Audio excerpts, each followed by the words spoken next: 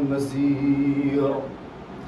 الحمد لله الذي لا يبلغ مدحته القائلون ولا يحصي نعماءه العادون ولا يعدي حقه المجتهدون. الذي لا يدرك بعد الهمم ولا ينال غوص الفتن.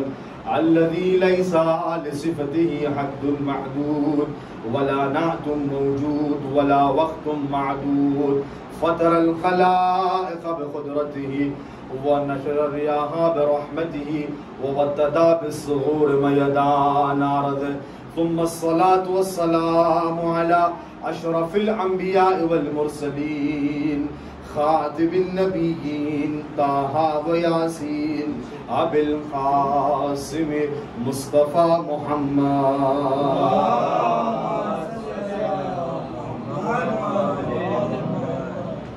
ولا سيما على ابن عمه يعقوب الدين والإيمان كلمة الرحمن باب أمن والأمان مصداق كل شيء أحصيناه في إمام مبين.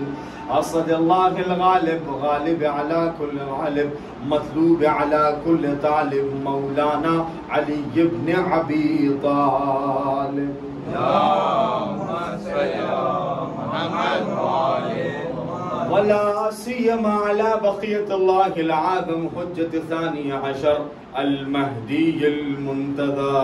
اللهم صل على محمد وآله الذي يذهب الله عنهم الرجس وطهرهم تطهيرا. اللهم صل على محمد وآله ولعنة الله على أعدائهم أجمعين غاصبي حقوقهم ومنكر فضائلهم. رب اشرح لي صدري ويسر لي أمري واحلل عقدة من لساني يفقهوا قولي. أما بعد فقد قال رسول الله قال الله تعالى وتبارك في محكم كتابه المجيد والفرقان الحميد وقوله الحق. بسم الله الرحمن الرحيم. يا أيها الذين آمنوا اتقوا الله وكونوا مع الصادقين. اللهم صل على محمد وآل محمد. عزیزان محترم، تمام تعریفیں اور تمام حمد و ثنا اس خدا کی ذات سے مختص ہے کہ جو زمین و آسمان کو خلق کرنے والا ہے. اور جیسے کہ مولا کائنات علی ابن ابی طالب علیہ السلام یہ اپنی پہلے ہی نہج البلاغہ کا وہ پہلا خطبہ کہ جس میں مولا کائنات حضرت امیر المومنین ابو الحسن ارشاد گرامی اور مولا کائنات نے جس خطبے میں خدا کے صفات اور خدا کی حمد و ثنا جو کر کے ہم کو بتایا کہ واقعاً اہل بیت علیہم السلام اگر نہ ہوتے تو سلیقے حمد و ثنا ہمیں معلوم نہ ہوتی. اہل بیت نے ذات اہل بیت نے ہم کو بتایا کہ جب کبھی بھی خدا کی حمد و ثنا کرنا تو یہ یاد رکھنا تمام تعریفیں اس خدا کے لیے ہے. الحمدللہ الذی یبلغ مدحتہ القائلون. تعریف کرنے والے جس کی تعریف کرنے سے قاصر ہے، وہ عظیم المرتبت پروردگار کہ تعریف کرنے والے حمد و ثنا کرنے والے جس کی حمد و تعریف کرنے سے عاجز ہے. اس نے اتنی نعمتیں ہم کو دی ہے کہ شمار کرنے والے شمار نہیں کر سکتے. الحمدللہ الذی لا یبلغ مدحتہ القائلون ولا یحصی نعماء العادون. حساب کرنے والے، کاؤنٹ کرنے والے اس کی نعمتوں کو کاؤنٹ کرنے سے قاصر ہیں. حساب کرنے والے اللہ نے جو نعمتیں عطا کی ہے اس کا حساب نہیں کر سکتے. لا تعداد نعمتیں اللہ نے عطا کی. جس پروردگار نے نعمتیں عطا کی، جس پروردگار نے رحمتیں عطا کی، اس پروردگار کا کچھ مطالبہ ہے اپنے بندوں سے.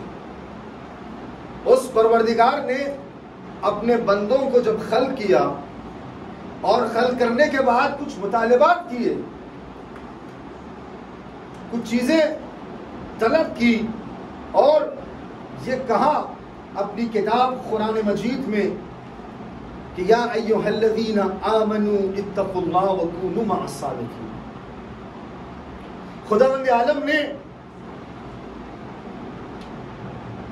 اپنے اس قول میں مومنین سے مخاطب ہو کر یہ ارشاد فرمایا. سب سے پہلے واقعی لمحہ فکریہ ہے کہ خداوند عالم نے ہر کسی کو اہل بیت کے ساتھ ہونے کو نہیں کہہ رہا. ہر کوئی آئے اٹھا کر منہ اور یہ کہے کہ ہم اہل بیت کے ساتھ ہیں، یا ہم اہل بیت کے زمرے میں ہیں، یا ہم چاہتے ہیں کہ اہل بیت سے مختص ہو جائے، اہل بیت کی ذات سے ملحق ہو جائے. خداوند عالم نے کیا کہا؟ یا ایھا الذین آمنوا. پہلے سب سے پہلے ایمان لے کے آؤ. یا ایھا الذین آمنوا، ایمان لے کے آؤ. واتقوا اللہ، اور تقوی اختیار کرو. وکونوا مع الصادقین، اس کے بعد کہا کہ سچوں کے ساتھ ہو جاؤ. یعنی دو شرطیں اللہ نے رکھی. پہلے ایمان لے کے آؤ، اس کے بعد تقوی اختیار کرو. وکونوا مع الصادقین، اس کے بعد کہا سچوں کے ساتھ جاؤ. اور تمام مفسرین اس بات پر شاہد ہے، اور تمام مفسرین کا یہ کہنا ہے کہ یہاں پر صادقین سے مراد اہل بیت علیہ السلام. یعنی عزیزان گرامی، خداوند عالم ہر کسی ایرے غیر نتو خیرے کو اہل بیت کے ساتھ ہونے کو نہیں کہہ رہا ہے، بلکہ خدا یہ کہہ رہا ہے کہ دیکھو پہلے ایمان لے کے آؤ، اس کے بعد کہا تقوی اختیار کرو. وکونوا مع الصادقین، اس کے بعد سچوں کے ساتھ ہو جاؤ. یعنی اس سے بڑھ کر اہل بیت کی کیا عظمت و مقام و مرتبہ ہو سکتا ہے کہ خداوند عالم ہر کسی کو اہل بیت کے ساتھ ہونے کو نہیں کر رہا. پہلے مومن بن جاؤ، پھر اس کے بعد کہا تقوی اختیار کرو. وکونوا مع الصادقین، پھر یہ دعویٰ کرنا کہ ہم اہل بیت کے چاہنے والے ہیں، پھر یہ کہنا کہ ہم اہل بیت کے ماننے والے ہیں. ہر کوئی یہ دعویٰ، بہت سارے لوگوں نے دعویٰ کیا کہ ہم اہل بیت کے چاہنے والے ہیں، لیکن عزیزان گرامی کمال یہ نہیں ہے کہ ہم کہیں کہ ہم اہل بیت کے چاہنے والے ہیں. اہل بیت یہ کہیں کہ یہ ہمارا چاہنے والا ہے. اہل بیت یہ کہیں کہ یہ ہمارا عاشق ہے. اہل بیت یہ کہیں کہ یہ ہمارا محب ہے. اہل بیت یہ کہیں کہ یہ ہمارا چاہنے والا ہے. اور عزیزان گرامی بارہا بار اہل بیت نے اپنے چاہنے والوں کو پہچانوایا. کسی نے آ کے یہی پوچھا، کیونکہ لوگوں کا یہ اکثر یہ سوال ہوتا ہے کہ تقویٰ ہے کیا چیز؟ تقویٰ ہے کیا چیز؟ کیا تقویٰ نماز پڑھنے کا نام ہے؟ کیا تقویٰ روزہ رکھنے کا نام ہے؟ کیا تقویٰ، دیکھیے آپ غور فرمائیں کہ آپ واقعی چھوٹی چھوٹی چیزیں ہیں جو بڑی اہمیت کے حامل ہیں. ہم غور نہیں کرتے اس پر. ہم نے جب نماز کے لیے اذان دی، اور اذان میں ہم نے کیا کہا؟ اشہد ان امیر المؤمنین و امام المتقین. امام المتقین، امام ہے تو کس کے ہے؟ امام المتقین، متقین کے امام.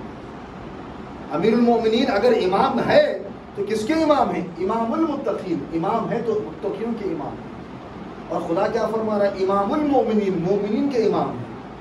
اور خدا کیا فرما رہا ہے قرآن میں کہ پہلے ایمان لے کے آؤ، اس کے بعد کہا تقویٰ. جیسے کہ اب ایمان کا دار و مدار 3 چیزوں سے ہوتا ہے. دل سے اقرار ہو، زبان سے اقرار ہو، دل سے یقین ہو، اور اعضاء و جوارح کے ذریعے عمل ہو. یہ 3 چیزیں جب جمع ہو جاتی ہے تب جا کر ایمان ظاہر ہوتا ہے. ایک انسان اگر یہ کہتا کہ لا الہ الا اللہ محمد رسول اللہ علی ولی اللہ وصی رسول اللہ و خلیفتہ بلا فصل، جب یہ گواہی دیتا ہے، تو جب زبان سے یہ گواہی دے رہا ہے تو اس کا ایمان 100% ایمان کامل ہو جاتا ہے. جب دل سے یقین رکھتا ہے خدا کی وحدانیت پر، رسول کی نبوت پر، امام کی امامت پر، تو اس کا دوسرا ثلث ایمان مکمل ہوتا ہے. لیکن اعضاء و جوارح کے ذریعے سے خدا اور رسول اور امام کی اطاعت کر کر اعمال و فرائض کو انجام دیتا ہے تو اس کا ایمان مکمل ہو جاتا ہے. یعنی ایمان کا تعلق کس سے؟ 3 چیزوں سے ہے. اقرار باللسان، زبان سے اقرار کرنے کا نام ہے، دل سے یقین کرنے کا نام ایمان ہے، اور اعضاء و جوارح کے ذریعے پریکٹیکلی کر کے آپ بتائیں. یعنی یہ کہا گیا کہ اب دیکھیں تقویٰ کہتے کسے ہیں؟ کیا نماز پڑھنے کا نام تقویٰ ہے؟ کیا روزہ رکھنے کا نام تقویٰ ہے؟ کیا حج پہ جانے کا نام تقویٰ ہے؟ زکوٰۃ کے ادا کرنا، خمس کے ادا کرنا، امر بالمعروف نہی عن المنکر، تولا تبرع، معاملات، جو بھی جتنی بھی چیزیں فروع دین و اصول دین میں آتی ہے، کہا خاص طور پر پورے دن کی بات چل رہی ہے کہ نماز پڑھنے کا نام تقویٰ ہے؟ کیا روزہ رکھنے کا نام تقویٰ ہے؟ کہا تقویٰ کہتے کسے ہیں؟ کہا نہیں، تقویٰ نہ روزہ رکھنے کا نام ہے، نہ تقویٰ نماز پڑھنے کا نام ہے، نہ تقویٰ حج پر جانے کا نام ہے، بلکہ یہ کہا کہ اگر تقویٰ ہوگا تو خود بخود نماز پڑھے گا، اگر تقویٰ ہوگا تو خود بخود روزہ رکھے گا، اگر تقویٰ ہوگا تو خود بخود حج پر جائے گا، اگر تقویٰ ہوگا تو امر بالمعروف کرے گا، اگر تقویٰ ہوگا تو نہی عن المنکر کرے گا، اگر تقویٰ ہوگا تو تولا کرے گا، اگر تقویٰ ہوگا تو تبرع کرے گا۔ تقویٰ ہے کیا چیز؟ کہا تقویٰ کہتے ہیں خوف پروردگار۔ کسی نے مولا کائنات علی ابن ابی طالب علیہ السلام کسی نے مولا کائنات سے یہ پوچھا کہ مولا تقویٰ کسے کہتے ہیں؟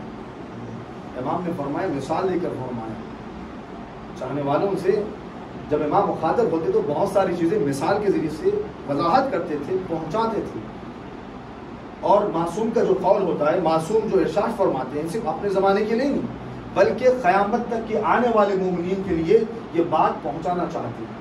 اور امام نے مثال کے ذریعے یہ ارشاد فرمایا کہ تقویٰ کہتے ہیں، امام نے کہا کہ ایک وائٹ لباس، سفید لباس پہن کر کیچڑ کے درمیان سے جب گزرتے ہیں تو اپنے وائٹ لباس کو کس طریقے سے بچا بچا کے گزرتے ہیں تاکہ ایک چھینٹا بھی اس کیچڑ کا، ایک چھینٹا بھی اس پانی کا آپ کے لباس پر نہ پڑے۔ کہا تقویٰ اسے کہتے ہیں کہ اپنی زندگی کو اس طریقے سے گزارتے چلے جاؤ کہ گناہ کا ایک بھی دھبا تمہارے نام اعمال میں نہ جائے۔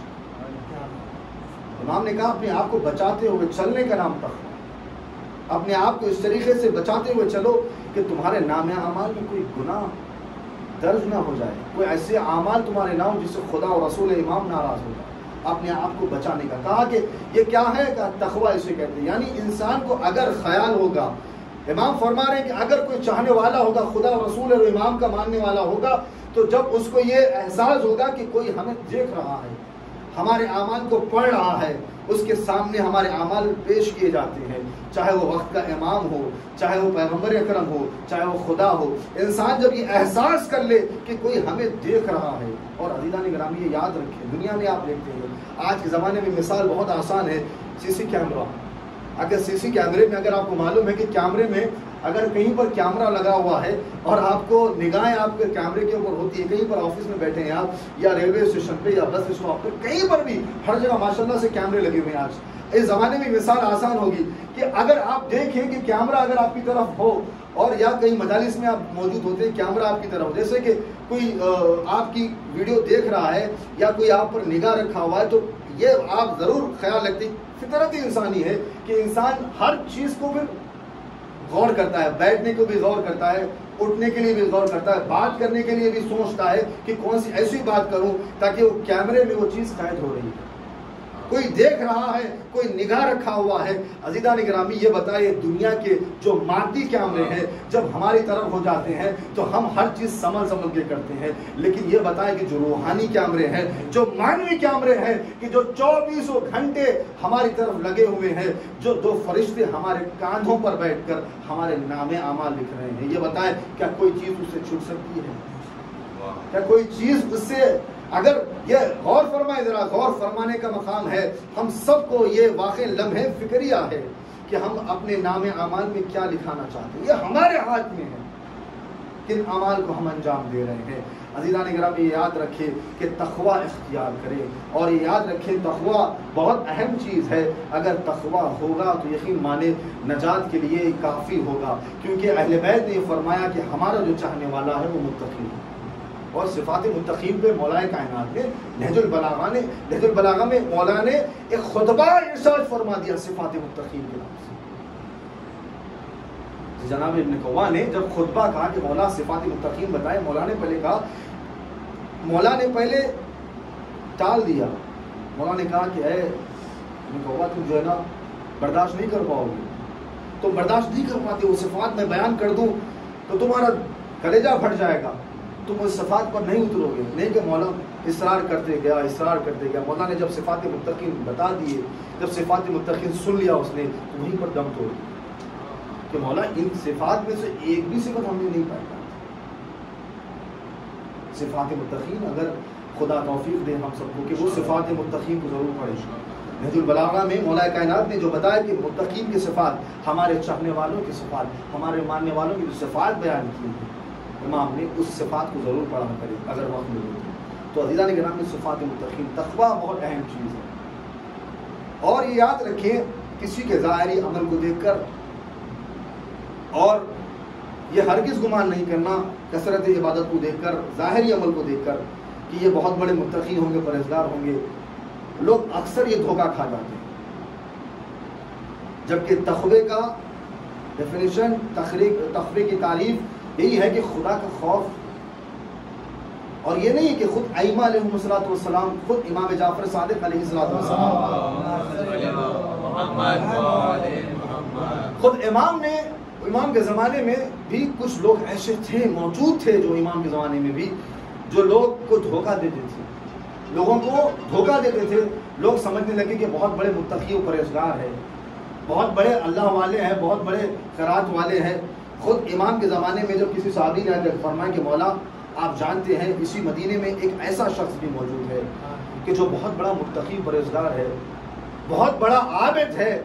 امام نے ایک مرتبہ، امام تھے، غیب کا علم رکھتے تھے، امام مسکرائے۔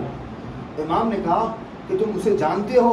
کہا مولا میں اس کو کئی زمانے سے جانتا ہوں، وہ بہت زیادہ عبادتیں کرتا ہے، بہت زیادہ خیرات کرتا ہے، بہت زیادہ لوگوں میں تقسیم کرتا ہے خیرات۔ امام نے فرمایا اچھا اگر یہ تم کہتے ہو تو ہم بھی دیکھیں کہ ہم بھی اس شہر میں، ہمیں نہیں معلوم کہ ایک متقی پرہیزگار موجود ہے، ایک عابد موجود ہے اور ہماری آنکھوں سے غافل ہے۔ امام مسکرا، امام نے کہا اس چیز کو میں ثابت کر کے رہوں گا۔ امام ایک مرتبہ امام نے دیکھا، کیا دیکھا؟ وہ شخص جس کے بارے میں موجود تھا کہ بہت بڑا سخی ہے، بہت بڑا سخی ہے، خیرات کرنے والا ہے، بہت زیادہ لوگوں کو ہیلپ کرنے والا ہے، عابد ہے۔ ایک مرتبہ امام پہنچے تو کیا دیکھا؟ وہ مسجد سے باہر نکل رہا تھا۔ مسجد سے باہر نکلنے کے بعد ایک شاپ پر گیا، ایک دکان پر گیا، کچھ چیزیں اس نے خریدی اور خرید کے اس نے کیا کیا؟ اس چیزوں کے بارے میں پوچھا کہ اس کی کیا قیمت ہے، اس کی کیا قیمت ہے۔ وہ جو دکاندار تھا وہ قیمتوں کو بتاتے ہوئے ایک مرتبہ وہ کسی اور چیز میں مشغول ہو گیا، اس نے وہاں سے ایک فروٹ اور ایک پھل اٹھایا اور اپنے جیب میں رکھ لیا۔ امام نے یہ حرکت دیکھی، اس کے بعد باہر آیا، کچھ دیر کے بعد دیکھا کہ ایک غریب و مسکین بیٹھا ہوا ہے، اس سیب کو نکالا اور اس فقیر کو خیرات کر دیا۔ پھر دوسری دکان میں گیا، اسی طریقے سے پوچھنے لگا اس کی کیا قیمت ہے، اس کی۔ جب دکاندار مصروف ہو گیا پھر سے وہاں سے فروٹ چرایا اور چرانے کے بعد اٹھا لیا اور اپنے جیب میں رکھا، اور تھوڑی دور کے بعد گیا، وہ فقیر کو کوئی موجود تھا اس فقیر کو دے دیا۔ اور اسی طریقے سے تیسری دکان پر بھی گیا، جانے کے بعد وہاں پر بھی دکاندار کو مشغول کرنے کے بعد اس نے ایک چیز چرائی اور چرا کر پھر اس نے کیا کیا؟ باہر نکلا اور خیرات کر دیا۔ یہ تمام تینوں حرکتیں امام دیکھ رہے تھے۔ امام ایک مرتبہ گئے اور امام نے اسے ایک مرتبہ اس کا ہاتھ تھاما، کہا اے برادر یہ بتا تو یہ کیا کر رہا ہے؟ ایک مرتبہ جیسے یہ جملے سنے کہا میں اللہ کی راہ میں خیرات کر رہا ہوں۔ تو کیسی خیرات کر رہا ہے، کیسی خیرات کر رہا ہے؟ تم نے فلاں دکان سے یہ چیز چرائی، فلاں دکان سے یہ چیز چرائی اور فلاں دکان سے یہ چیز چرائی اور چرا کے اللہ کی راہ میں خیرات کر رہا ہے۔ تو کیسا عابد ہے، تو کیسا سخی ہے، تو کیسا خیرات کرنے والا ہے؟ ایک مومن کی دکان سے چراتا ہے اور فقیروں میں تقسیم کرتا ہے۔ ایک مرتبہ اس شخص نے کہا کہ کیسے آپ ہے، کیا قرآن نہیں پڑھتے؟ آپ ہے کون؟ امام کو پہچان نہیں ہوا۔ امام سے کہا کہ کیا آپ قرآن نہیں پڑھتے، کیسے ہیں آپ؟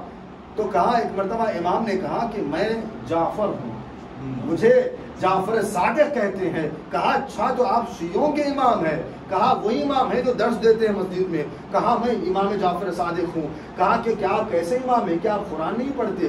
قرآن میں خداوند عالم نے یہ ارشاد فرمایا، قرآن میں خدا یہ کہہ رہا ہے وَمَنْ جَاءَ بِالْحَسَنَةِ فَلَهُ عَشْرُ أَمْثَالِهَا، اگر کوئی خدا کی بارگاہ میں ایک نیکی کرتا ہے تو خدا اس کے بدلے میں اس کو 10 نیکی دیتا ہے۔ کہا کہ میں نے کیا کیا؟ کہا اس کے بعد قرآن میں، اسی قرآن میں خدا نے فرمایا وَمَنْ جَاءَ بِالسَّيِّئَةِ، اگر کوئی خدا کی بارگاہ میں ایک برائی کرتا ہے تو خدا اس کو اس ایک برائی کے بدلے میں ایک ہی سزا دیتا ہے۔ تو ایک مرتبہ اس نے ایک جملے کہے، امام سے استدلال کر رہا ہے، امام کو قرآن سمجھ آ رہا ہے، امام قرآن ناطق ہے، قرآن ناطق ہے امام کو قرآن ناطق کو قرآن سامع سمجھا رہا ہے۔ ایک مرتبہ اس نے کہا کہ میں نے کہا کہ میں نے کتنی نیکیاں کی؟ کہا 3 نیکیاں کی، اس کے بدلے میں خدا مجھے 30 نیکیاں دیا۔ اور اس کے بعد اس سے وہ کہتا ہے کہ میں نے 3 برائیاں کی چوری کر کے، اگر 3 کو 30 سے مائنس کر دیا جائے تو کہا کتنے بچیں گے؟ کہا 27 نیکیاں. کہا 27 نیکیاں تو میرے کھاتے میں ہیں, اگر 3 کو مائنس بھی کر دیا جائے. ایک مرتبہ امام مسکرائے, جس قرآن کا تو حوالہ دے کر مجھے یہ سمجھا رہا ہے کہ خدا نیکیوں کا لکھنے والا ہے, نیکیوں کو ضائع نہیں کرتا. اسی قرآن میں خدا نے فرمایا ان اللہ لا یقبل, خداوند عالم اور صرف متقیوں کے اعمال کو قبول کرتا ہے. تو نے چوری کر تو نے جو ہے یہاں پر جو چوری کی ہے, اس سے تو فہرست متقیوں سے خارج ہو گیا. جب تو خارج ہو گیا تو تیرے اعمال کیسے, تیرے ہر اعمال کو تیرے منہ پر مار دیا جائے گا, کیونکہ تو متقی نہیں ہے. جب تو متقی نہیں ہے تو تیرا اعمال قبول بھی نہیں کیا جائے گا. عزیزان گرامی, تو آپ نے غور فرمایا, یہ ہمیشہ یہ یاد رکھنا چاہیے ہم چاہنے والوں کو بھی کہ ہم اپنے ہر عمل میں اخلاص پیدا کریں, اپنے ہر عمل میں اخلاص پیدا کریں. کیونکہ اخلاص جب پیدا ہوگا, یہ یاد رکھیں, جب اخلاص پیدا ہوگا تو یہ یاد رکھیں کہ ہر عمل میں جب اخلاص ہوگا تو ہمارا ہر عمل خدا کی بارگاہ میں قبول کیا جائے گا. اور ہم خدا کی بارگاہ میں یہی دعا کرتے ہیں کہ خداوند عالم ہم تمام مومنین کو جہاں موجود ہے اور دنیا کے جس گوشے میں مومنین رہتے ہیں, ان کے ہر عمل میں اخلاص پیدا کرنے کی انہیں توفیق فرما. اور ہمارا ہر وہ عمل جو ہم انجام دے رہے ہیں, جو بھی عبادتیں ہیں, چھوٹا سا چھوٹا عمل بھی ہم جو انجام دے رہے ہیں, بارگاہ رب العزت میں, بارگاہ معصومین میں اس عمل کو قبول فرما. اعوذ باللہ من الشیطان الرجیم, بسم اللہ الرحمن الرحیم, قل هو اللہ احد اللہ الصمد